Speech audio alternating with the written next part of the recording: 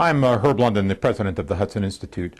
I'd like to say a word or two about directions in American foreign policy, specifically the overarching concern of the Obama administration, namely what do we do about Iran and its desire for nuclear weapons.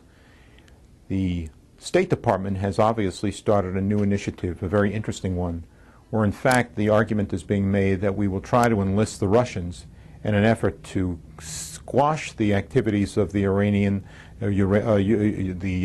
uranium enrichment activity. And the Russians want something in return, something very notable, and that is the non-deployment of the anti-missile system that had been promised for Eastern Europe, for the Czech Republic and for Poland.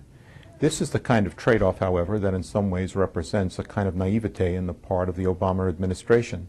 For one thing, all the Russians can do is to engage the Iranians in discussion.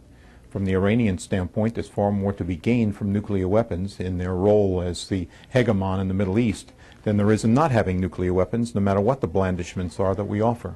Secondly, the Russians also want to have a sphere of influence. It would appear, at least de facto sphere of influence exists if we say we are not willing to deploy an anti-missile system in behalf of Russian desire or concern about the matter.